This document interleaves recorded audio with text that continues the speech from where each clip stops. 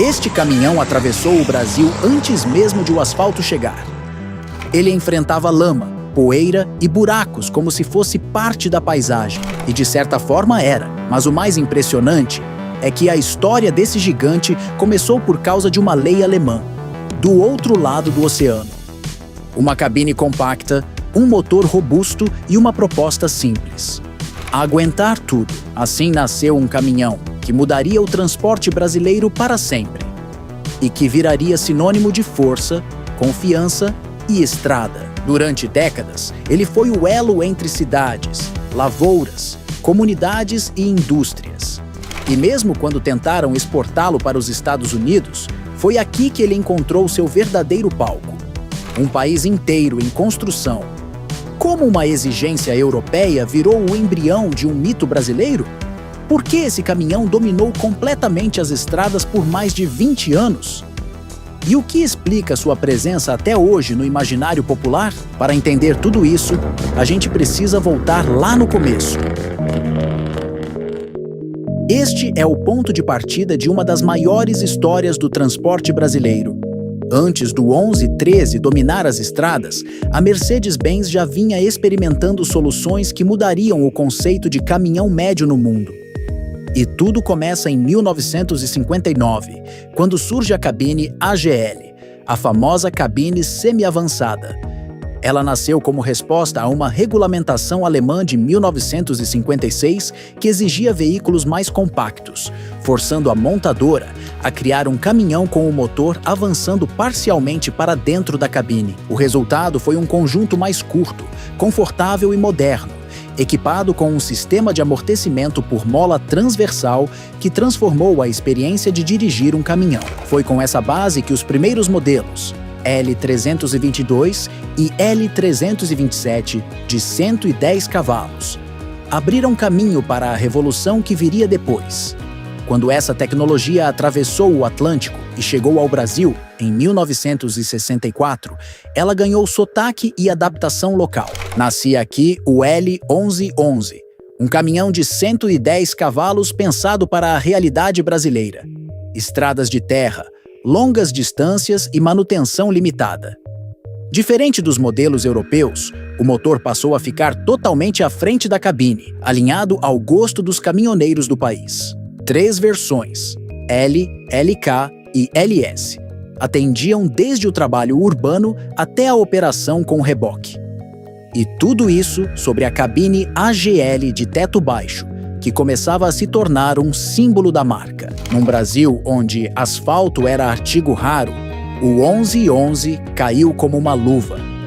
Era robusto, simples e reparável com ferramentas básicas. O chassi tipo escada aguentava pancada. Os freios hidráulicos com assistência pneumática ofereciam mais segurança que os sistemas a vácuo dos concorrentes. E a mecânica honesta entregava confiabilidade onde quase nada era confiável. O 1111 pode até parecer limitado hoje, mas naquela época ele representou exatamente o que o país precisava: força, resistência e versatilidade para enfrentar estradas precárias. E isso explica por que se tornou presença comum na cidade, no campo e até como transporte de trabalhadores nos famosos paus de arara. Mas a virada definitiva aconteceu em 1970. A Mercedes apresentou o substituto natural do 1111, o L1113, equipado com o novíssimo motor OM352, de 6 cilindros, 5,7 litros, 130 cavalos e a primeira injeção direta da marca. Ele elevou o padrão dos caminhões médios no Brasil. O slogan dizia tudo: o que é bom já nasce diesel. O 1113 unia potência superior, simplicidade mecânica e um nível de confiabilidade que o tornaria imbatível. Era o nascimento de um ícone e o início da hegemonia Mercedes-Benz na categoria. A partir dos anos 70, o 1113 deixa de ser apenas um caminhão forte e confiável para se transformar em lenda. É nessa década que surge a característica mais marcante da cabine AGL no Brasil: o teto alto, acompanhado pelo para-brisa ampliado e os 3 limpadores, um detalhe visual que se tornaria sinônimo de caminhão Mercedes nas estradas. Esse conjunto reforçou o conforto e a ergonomia do motorista para a época e ajudou a moldar a identidade icônica do 1113. Entre 1970 e 1988, ele reinaria absoluto no país, sendo tão presente que virou referência de comparação. Quando alguém queria elogiar um caminhão, dizia que era um 1113. Mas por que ele dominou o Brasil com tamanha força? A resposta está na soma perfeita entre robustez, simplicidade e economia. O motor, o M352, virou protagonista de toda essa história.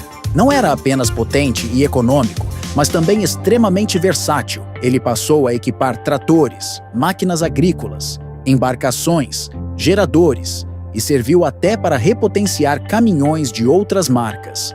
Algo que diz muito sobre sua confiabilidade.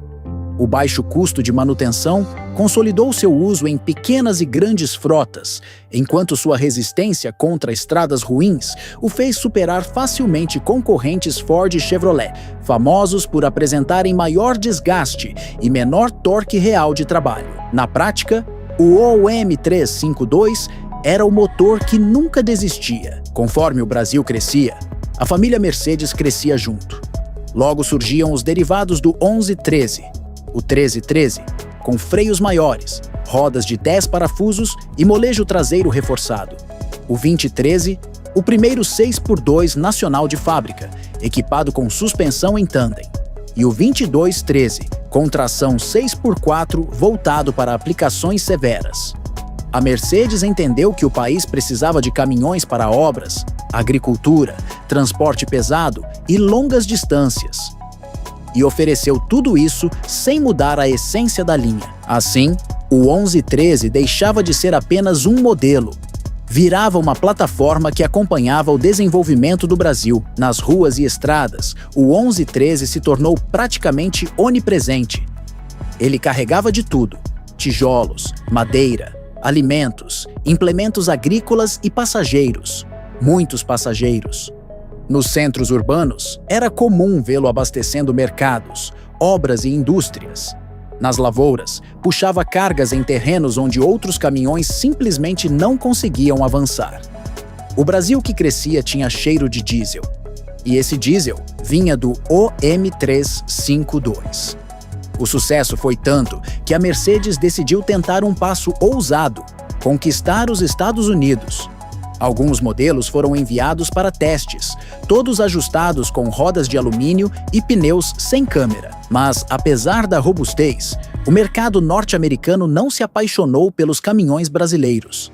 A dirigibilidade, o design e a cultura do transporte eram muito diferentes, e mesmo versões especiais, como a raríssima 1319, equipada com motor OM366 e câmbio automático, não alcançaram grande aceitação. Foi uma tentativa ambiciosa, mas que terminou discreta. Enquanto isso, no Brasil, a linha 1113 continuava evoluindo. Em 1982, chega a famosa máscara negra com 4 faróis, uma reestilização que modernizou o visual e aumentou a segurança com melhor iluminação. Pouco depois, a crise econômica e o congelamento de preços do Plano Cruzado forçaram a Mercedes a renomear sua linha. O 1113 virou 1114, o 1517 virou 1518, e assim por diante. Apenas um truque comercial para adequar valores sem alterar a mecânica. Nos anos 80 também surgem motores turbo, como o M352A, de 168 cavalos, e versões especializadas que mantiveram a relevância da família, mesmo com novos concorrentes cada vez mais fortes. O Canto do Cisne chega entre 1987 e 1988. Após 23 anos de produção, a cabine AGL se despede, encerrando o ciclo de um dos períodos mais importantes da indústria nacional. O 1113 dava lugar a novas famílias Mercedes, mas sua marca já estava gravada para sempre. No fim, quando a poeira baixa e olhamos para tudo o que o 1113 significou, fica claro que ele não foi apenas uma máquina de trabalho. Foi um companheiro de jornada para um país inteiro em construção, um caminhão que resistiu onde quase nada resistia, que conectou cidades, comunidades e histórias que talvez nunca tivessem se cruzado. Uma máquina feita para durar independentemente do terreno, do clima ou da sorte da estrada. E é interessante como certos veículos acabam revelando muito sobre os lugares onde nasceram. O 1113, forjado para enfrentar sol forte, longas distâncias e estradas improvisadas, é praticamente o retrato do Brasil daquela época. E essa ideia, a de que a engenharia carrega a identidade do ambiente onde surge, faz lembrar de outras máquinas que parecem ter sido moldadas pelo próprio território em que trabalham. Máquinas que, assim como o 1113, só fazem sentido quando entendemos o mundo ao redor delas. E algumas delas surgem em cenários tão extremos, tão hostis, que desafiam a lógica do que um caminhão deveria ser. Um desses casos é o Tonar 7502, um gigante russo criado para operar em condições tão severas que fazem qualquer estrada parecer um desafio menor. Se o 1113 contou a história do Brasil pelas estradas de terra, o Tonar conta da história de um lugar onde até o frio parece querer destruir o que o homem constrói. E é justamente por isso que vale a pena conhecer essa outra máquina. Porque quando colocamos lado a lado esses dois extremos da engenharia, o bicudo brasileiro e o colosso russo, percebemos como cada país cria seus próprios heróis sobre rodas. A história do Tonar 7502 te espera no meu último vídeo. E entender como ele sobrevive ao impossível ajuda a enxergar ainda melhor a grandiosidade do 1113